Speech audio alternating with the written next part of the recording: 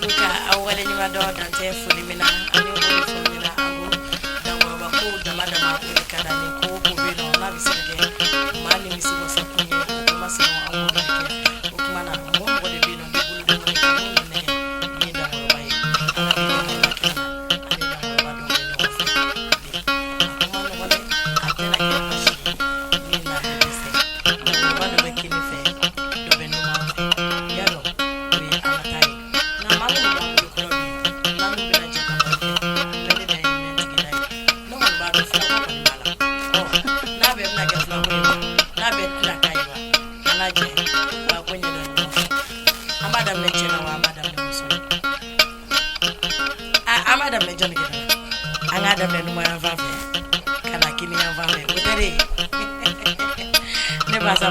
Ça va. Bah souhaité. Ne toi erreur alimatu jakte ne bebindo alimadila. Halima. Ne toi erreur. Ameta akini mule enfant frère. Ne fa ça va. Bon, yan ngan to fo. Ba fleur ba ni ala me ba bela jele fo. Mbe awira fo ko sebe. Aka bara ba na ko ni. Ne to Isa Jara. Bon, ne yoro jalo kala le. Voilà. Jara. Ba. Jara be ni fe. Jakte be no mo fe. Ko na bita ya tike pasi kana de ko ya. Halima. Naam. Be ba do ku Halima yo. Halima ya ko jonna. Halima wa mi Halima ya joy. Aywa, ujarani. Alma bora wasolo ne yoro bula kadi ne fay wasolo ngai ne bay wasolo ngai ne re wasolo kai ne bola yoro bula aywa dere mo gom yere bangila nila ni dabiti jakte ani korotun jakte oni majo jakte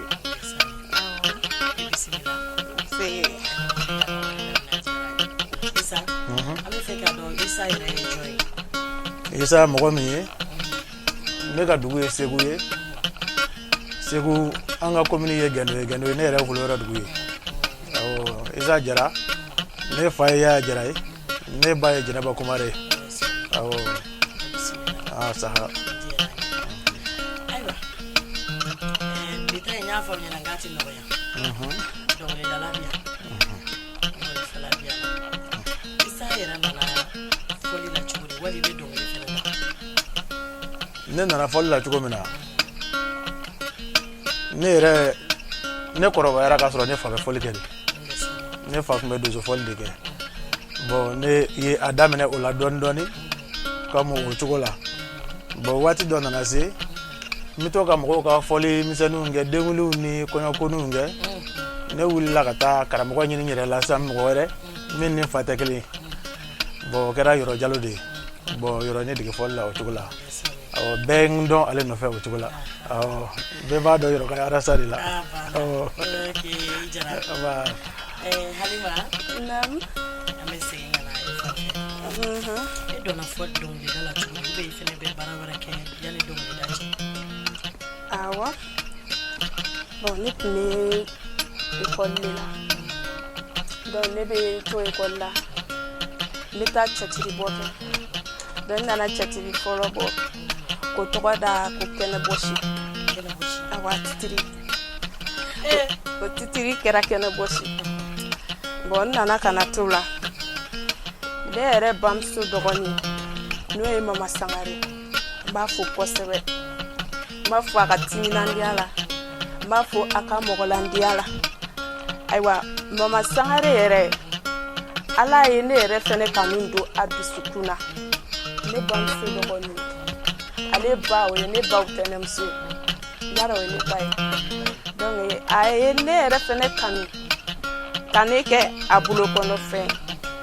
Depuis fitini abiyala e atlo fotonya amita folga yoro la teki ngado ko fuka nkoro ya donc e kan tola ni soyina mamuru nana do yogona no e mamuru kamare aiwa bon toro la ni galala mama fene nana nye ono fene do ka ma ko mama kono do mama kono mo ko yendo mama kono fene no fe kosebe donc do fene pour le barake ya fam bon ne ere donc li kala mama sangare bolo nya kala nyere bolo nya kala isa jara bolo le bon fo la ere d'accord eni isa ere aywa tabarikala donc ko ra ko kala ne kala mo de sile ne kala mo do kadaka nene me metafolge yoro ne donc lida mo ko follow me si to ka fo ko ni mai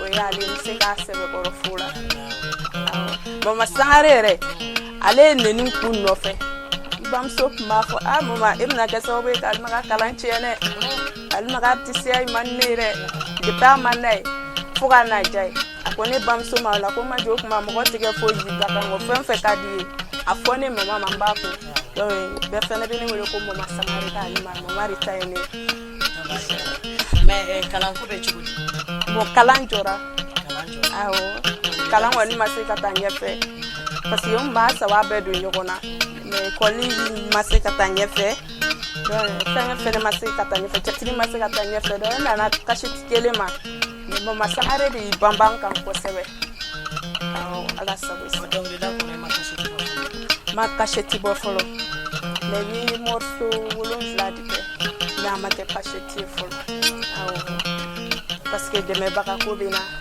wala ni de me baka tila amano go de me baka ko be almala ala ka amina isa Namu e ka baray ko bon voyagera doni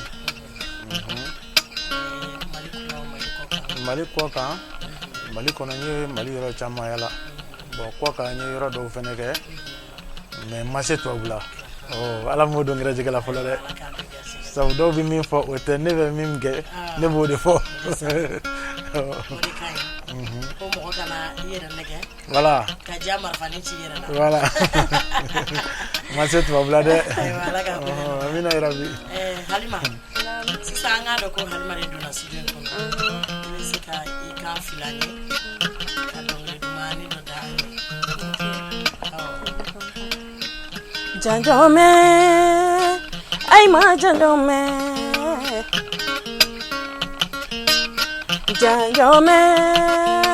ay ma janjome janjo te fo mode janjo kamara janjome ay ma janjome janjo te fo chebe janjo kamara wasolo ay ma janjome Molo, ay ma janjome, lebe janjo fo, sarabala iche ake janjo, amama lo che ala janjo, ni janjo burama wile che ake janjo, amama lo che ala janjo, ni janjo sabusa chige che ake janjo, amama lo che ala janjo. Ni jangae samake amarete yake janjo amama loche ala janjo ni jangae jagite esa janjo janjo amama loche ala ni jangae diko ima janjo me filadenu ay ma janjo me janjo churu kamora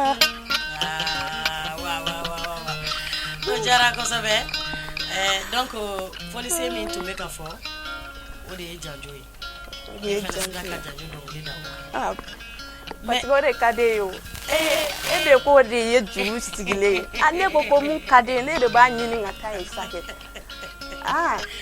c'est ça non parce que les caméraman no fele be no fele janjoy tiens la caméra tiens la caméra ere nyogona janjo ke late yaro ati no caméra be yala le de be dugu kibaru ya beton ale de be se ka dugu fembe fenge ka sisenga ka se ki fili dien fe kana ba o tondo fuma angoto ai wa d'accord angoto ko mine benga bala tiens na angoto aywa arima ni ana dongli folo a diyara kojugu Halima ka dɔnkilida kɔnɔ fɛn jumɛn de bɛ yen ko man d'a ye Halima yɛrɛ ka dɔnkilida yɛrɛ kɔnɔna la fɛn min man di Halima yɛrɛ ye fiyewu o ye ɲɛngoya de tiɲɛ na ne ti ɲɛngoya fɛ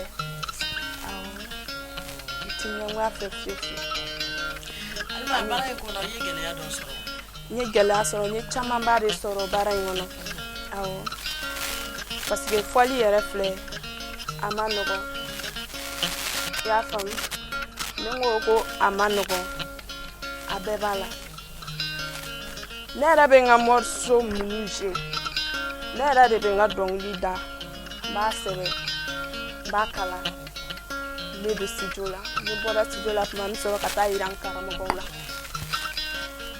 donc u yɛrɛ b'a ye k'a fɔ Halima défaut tɛ n na ou Halima défaut tɛ n na bon tiɲɛ na ne kɔni man ka dɔnkili sɛbɛn ka a kalan ka don studio la n'a ye ko ne taara di ɲɛmɔgɔ ma fɔlɔ k'a ko a ma ɲɛ tiɲɛ yɛrɛ la a ma kɛ fɔlɔ parce que sɛgɛn bɛ yen kosɛbɛ dɛmɛbaga ko fɛnɛ bɛ yen a yɔrɔ ta fan na ni dɛmɛbaga tɛ mɔgɔ la i bɛ sɛgɛn kojugu amina arabi Halima voyagera a ka baara kɔnɔ ka caya mais Halima de ma taa kɔ kan fɔlɔ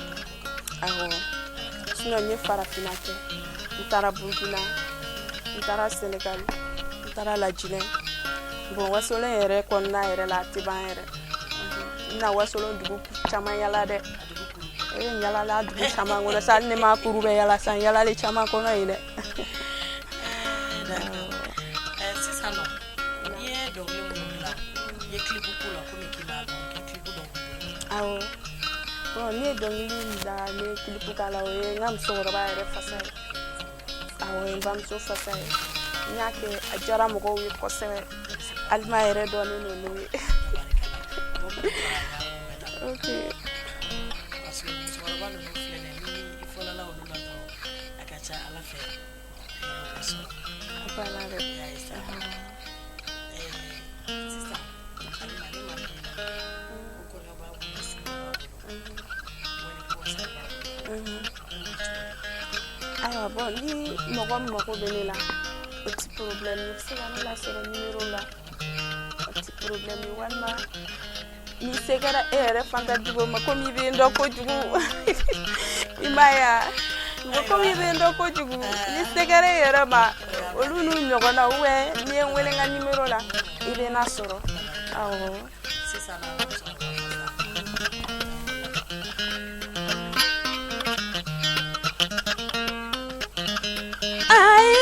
mama karinye de walala mama karinye mama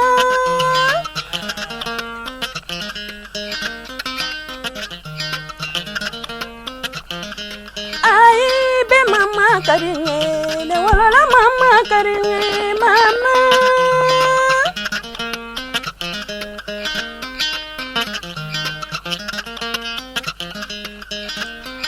mama karinye wolona majo karinye mama ne bado karinye ata majo karinye mama ayele joko karinye mama aku majo karinye mama ne bado karinye mama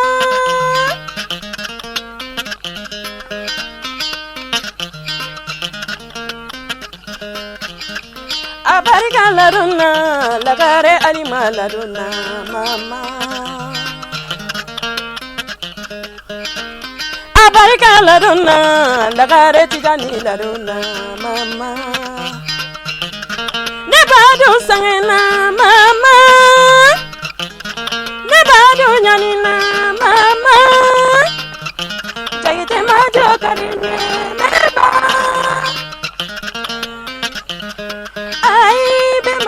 karinye ne wala la mama karinye mama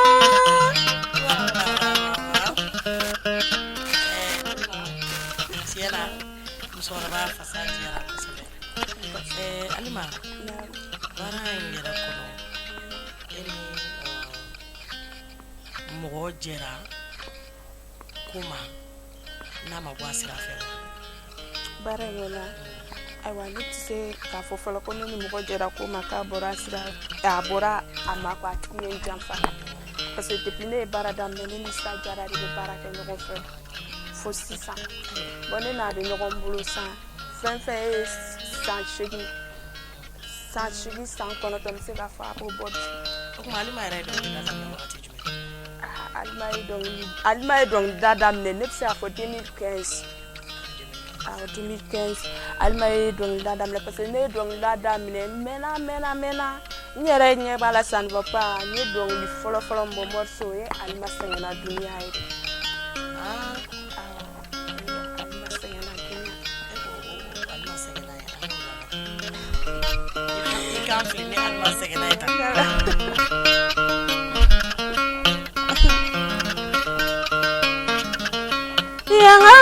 Yanga ne Alima sɛgɛnna duniya.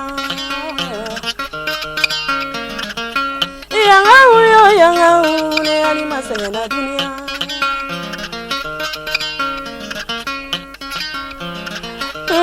Alima sɛgɛnna duniya. O y'a fɔ ma ko n bɛ sungurubaya dunna ne y'o mɛn. Dɔ y'a fɔ ma ko n bɛ jaliya jugu bɛɛ la ni fɔra ne ma.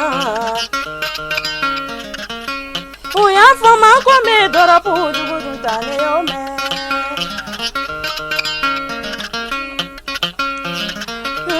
Kulo ye nin na duniya.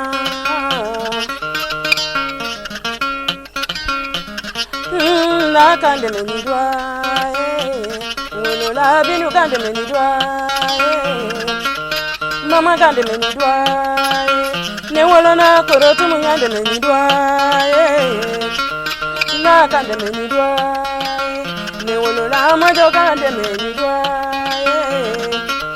Na kan dɛmɛ ni dɔ ye. Ne wolona mao kan dɛmɛ ni dɔ ye. Na kan dɛmɛ ni dɔ ye. Alima Sara kan dɛmɛ ni dɔ ye. Na kan dɛmɛ ni dɔ ye. Galala mama kan dɛmɛ ni dɔ ye. Na kan dɛmɛ ni dɔ ye. Mama Sahare kan dɛmɛ ni dɔ ye. Ni mɔgɔ dɛmɛna ni dɔw ye ne dɔw sɔrɔ a ka ca Ala fɛ i ka ko caman bɛ ɲɛ sɔrɔ i bolo. Sisan nɔ Alima an bɛna ɲɛnajɛ fitinin kɛ an bɛna hakili jagabɔni kɛ an bɛ tirage kɛ Isa sisan nɔ tirage filɛ hakili jagabɔ ko don ni min bɛnna ni min ye o tɛ n'o kɔrɔ fɔ siya barani filɛ nin sisan nɔ ni 1 et 2 3 bɛɛ ka kelen ta sa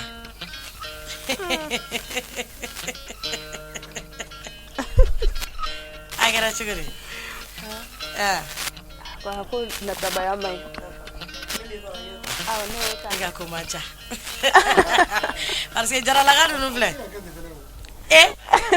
donc bɛɛ siranna siya barani ɲɛ yan nin ye Alima ka papier ye a filɛ nin ye Alima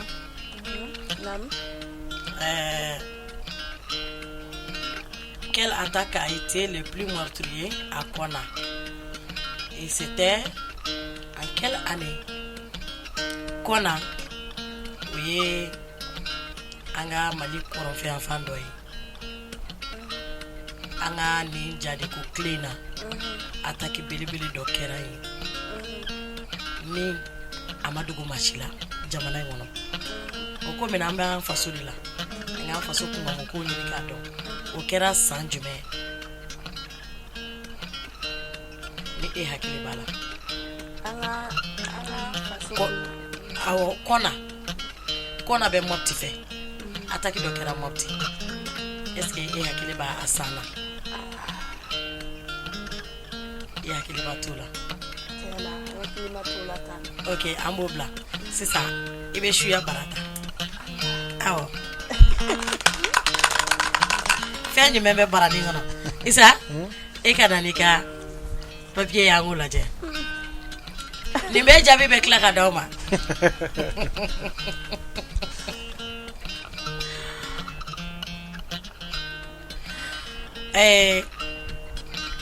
Quel soit le bonheur ici-bas, il y a un métier que beaucoup de personnes devaient faire. Bara dobe, dia so sigi kono. Jina tike dia wodia, a barain, a tenya faka a kebara kachaya. We bara jume. Isa, ifana masegodo. Bara dobe? Dia so sigi dia wodia. Bara dobe, fa kebara kachaya, no te dia tija. Aywa, fono kera silame ya sake. Tabarikala. Ne rakilenga miriala. Wa silame ya. Mala chienti ba. Aywa. Ametanya fe. Aywa. Soni ameni jabi udi. Aywa. Isa sisa amete benaye. Halima. Bara yin kono ye hera do soro wa. Bara yin kono ye nafa jumen soro.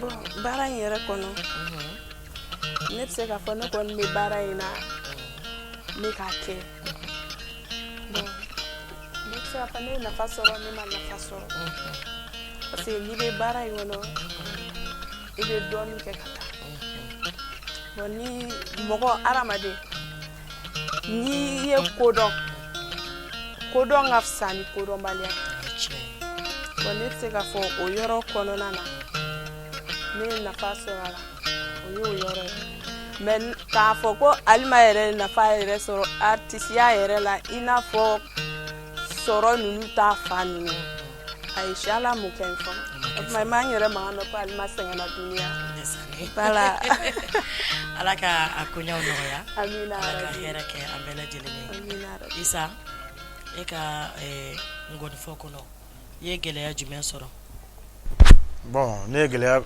caman sɔrɔ baara la dɛ comme baara ni an ko gɛlɛya baara kɔnɔ baara o baara ni ko i bɛ a kanu i b'a n'a gɛlɛya de kanu ko ninnu caman y'o cogoya ye ne ye gɛlɛya sɔrɔ fɔli kɔnɔ yala kɔnɔ a ka ca mais o gɛlɛya ninnu ne yɛrɛ m'u filɛ gɛlɛya ye quoi so o bɛɛ b'a la quoi sabu n'olu kuma kɛ ne tɛna fɔ bi ko n ye gɛlɛya tabarikala i jara jamukan b'a fɛ ka se a kuncɛyɔrɔ ma Halima folikan jumɛn b'i bolo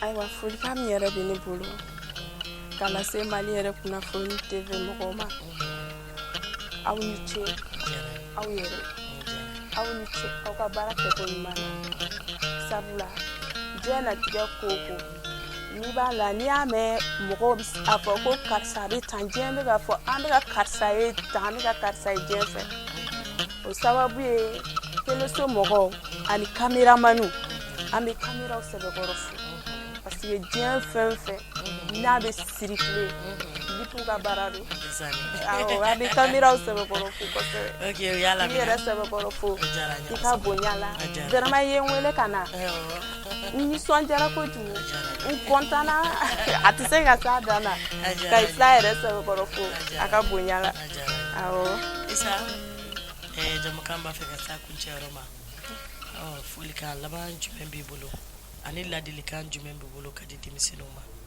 folikan laban min bɛ ne bolo bon ne bɛ min fɔ maliyɛnw ye an bɛɛ ka sabali an ka sabali an ka kun ɲɔgɔn kɔfɛ an ka da ɲɔgɔn na quoi denmisɛnninw ka baara kɛ u ka baara kɛ sabu ne ye min faamuya ne ka yala ma se tubabula nka ne sera farafinna yɔrɔ minnu na an ka baara kɛ quoi baara de b'a to ni mɔgɔ bɛ i yɛrɛ nafa ka mɔgɔ wɛrɛ nafa ayiwa an ka mɔgɔw bɛ bɔ ka taa yɔrɔ o yɔrɔ la u bɛ taa fɛn min kɛ n'an y'o kɛ yan an bɛ nafa sɔrɔ yan walahi n'an y'o kɛ yan an bɛ tila k'a fɔ k'an yɛrɛ tɛ kungo min bɛ maliyɛnw da la n'o ye kɛlɛ nin kɛlɛ nin fura bɛ bɔ yɔrɔ o yɔrɔ Ala ka sababu ɲuman di Mali ma Mali ka se ka bɔsi ka bɔ nin ko nin kɔnɔ n'an dara ɲɔgɔn na ko min bɛ ka don ɲɔgɔn na n'a bɛ ka kɛ sababu ye k'a fɔ ko dɔw kɛra bilen ka sɔrɔ o t'o ye o bɛ faamuya bɛ sɔrɔ o kɔnɔ quoi voilà tabarikala ni diyara an ye kosɛbɛ sisan Isa an kun ye fɛn minnu fɔ an bɛna olu jaabiw di sisan nɔ Halima ka hakili jagabɔ an ko attaque min kɛra kɔ na a kɛra le 11 janvier 2013 o kɛra kɔ na a doni kama ma dogo mɔgɔ si la Mali kɔnɔ an bɛ ala deli ala ka n'a ɲɔgɔn wɛrɛ cɛ janya ala ka n'a ɲɔgɔn wɛrɛ se Mali ma tuguni ala ka Mali kolo suma Isa e ka question a jaabi tun ye sɛnɛkɛla ye diɲɛ ja o ja ni dunga fa tɛ yen a ko ma nɔgɔn dɛ o kuma na ala ka dunga fa sabati sɛnɛ bɛ kɛ diɲɛ yɔrɔ bɛɛ balo bɛ diɲɛ fan bɛɛ o kun y'o ye a tɛ se ka marché dɛ fo sɛnɛ kɛbaga ka caya o kuma na ala ka hakilina ɲuman d'a ma an bɛ aw fo aw ka déplacement na diyara an ye kosɛbɛ an b'a ɲini ala fɛ ala ka nin k'an fɔlɔ ye ala kana kɛ an laban ye kanubagaw ni masa man ka jɔn na don n'a nataw la an bɛ ɲɔgɔn sɔrɔ dankɔrɔba kɛnɛ wɛrɛ kan inchallah merci aw k'an bɛn